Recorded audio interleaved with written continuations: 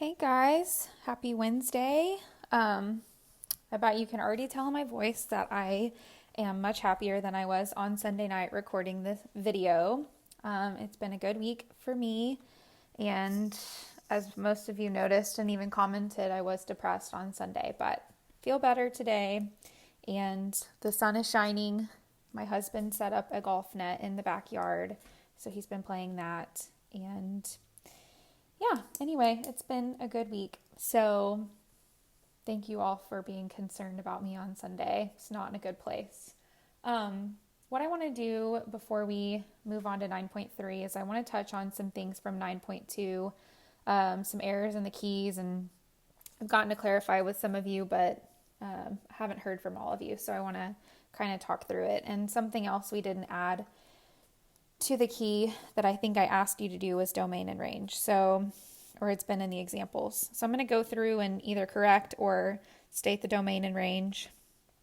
For number one, domain would just be from negative infinity to -2, and -2 to infinity. Range, I would stop at I guess there is a hole. It's hard to tell from the picture. 1/3. There's a hole here. So I would stop at the hole. So it goes to -2, -2 to, sorry, the hole is right here, -2 to 1, union 1 to infinity. So I'm stopping at the vertical asymptote and at the hole. For my range, I'm stopping at 0. Then I'm going from 0 to the y value of the hole, and then whole y value to positive infinity. On number 2, domain would be negative infinity to 1. I'm going to stop at the hole, union 1 to infinity. The range would be negative infinity to the y value of the hole, 3 to infinity. And since these factors then canceled out, it now just becomes a straight line.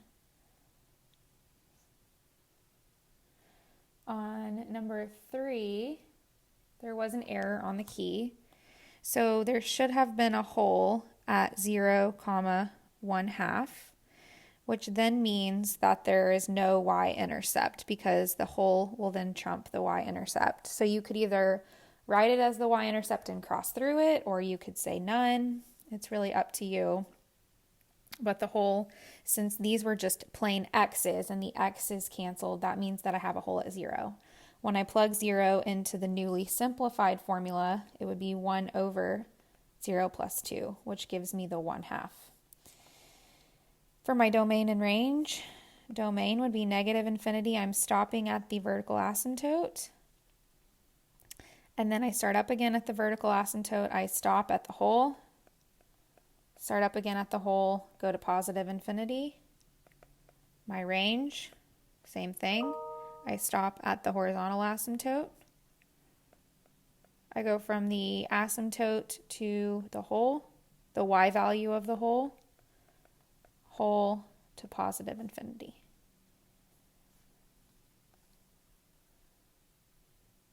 Number 4 becomes a parabola, and you could extend these out. No horizontal asymptote, no vertical asymptote.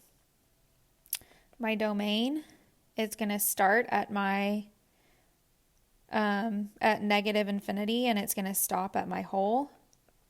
Then it's going to start up again at the hole and go to positive infinity. For my range, I'm looking at the lowest possible point, which my lowest y value is at the hole, which is -1, and it goes to positive infinity.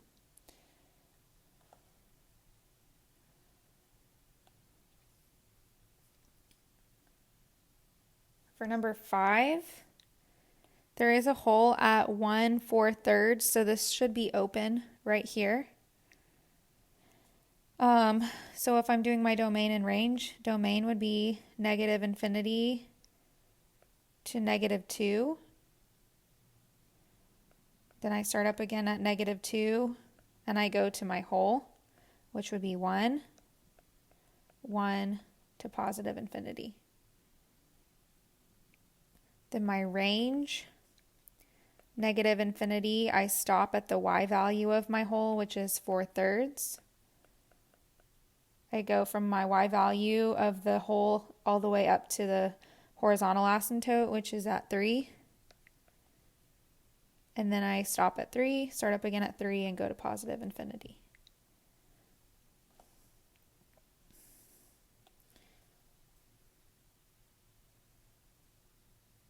Number 6. I think the hole is drawn in the wrong place. Should be closed, and then this is the open, because it's at 2, -3. So my domain would be negative infinity to my hole, which is 2. 2 to my vertical asymptote, which is 3. And then 3 to infinity. My range, negative infinity, it stops at the y value of my hole. Then it stops again at the horizontal asymptote, which is 2, and then it goes from 2 to infinity. So if you're seeing any kind of trend, it's basically that you're stopping at holes, and you stop at vertical asymptotes, horizontal asymptotes. So that's kind of the trend. Those are the places that I'm stopping. Number 7, I kind of just want to talk through because I've gotten a lot of questions about this one, about just plugging in and things like that. So we get to the point where we're graphing, and the only point that you can plot is the x-intercept, which is at 4/3, 0, which is somewhere between 1 and 2. And I don't know what happens to the graph in between. So like I said in my video, it could be going up, it could be going down, it could be snaking like this way, or it could be snaking like this way. So I'm having to test points to decide where to draw my graph. So I'm just going to start this over here. So if I'm testing points, I need to choose a point that's on the left of my x-intercept and a point that's on the right. So I'm going to choose 1 and 2 because those 2 points, 1 is on the left and 2 is on the right. So that's going to tell me where to draw my graph. If I plug in 1 and I'm plugging it into the simplified equation, I'm going to make myself a little fraction. If I plug in 1 on the top, I get a negative answer. If I plug in 1 on the bottom, I get a positive times a negative. So overall, I have a negative on top, a negative on bottom. That simplifies to be a positive number. So to the left, where x equals 1, my graph is going up because I got a positive answer. If I plug in 2 to this equation right here, I end up getting a positive on top, positive times a negative. So overall, if I have positive on top, negative on bottom, becomes a negative answer. So that means that my graph will then go down at x equals 2. Last time I said, and I'm still going to stand by it, but once you have the middle drawn, the outsides are easy to draw because they always are in diagonal corners. Well, I don't want to use the word always, but like 99% of the time they are. But just to be sure, I'm going to test points in to the right of the vertical asymptote and to the left of the vertical asymptote, just to be sure what quadrants they get drawn in. So I'm going to test 5 and -5. If I test 5, I get positive on top, positive on bottom. The whole thing's positive, so I can draw it above the x-axis. If I plug in -5, I get negative on top, negative times a negative gives me a positive on bottom, which overall would give me a negative number. So that's why it's on the bottom. So I hope that that cleared up a little bit about the testing points. To talk about the domain and range of this answer or this question, domain would be negative infinity. I'm going to stop at the vertical asymptote. Then I'm going to start again at 0, go to the second vertical asymptote, and then 3 to infinity. For my range, it doesn't have a hole. It actually goes all the way through, so my range would be all real numbers. Number 8, there was another error on the key, and that was because the vertical asymptote on the key was drawn at +1, but you should have a vertical asymptote at -1, so this is the correct graph. And I hope you guys can fix that and have that for the upcoming quiz. Again, I tested points. I tested 2 and I tested -1/2 because -1/2 was on the left of 0. Or I guess I tested it right here, -1/2. And I also tested 2. That was on the right. So for 2, I got a positive answer, which had my graph going up. And then on -1/2, I got a negative answer, so it had it going down. Then I put my graph in opposite corners. I can for sure put the 1 in the bottom right because I had an x-intercept here at 4. But to be sure that this one is in the top left, I can test another point. Like I could try -2. If you plug in -2 into my fraction, you end up getting a negative times a negative. So positive on top, and then negative times a negative, which would be a positive on bottom. So I would get 2 positive answers, positive on top and bottom, which tells me it goes above.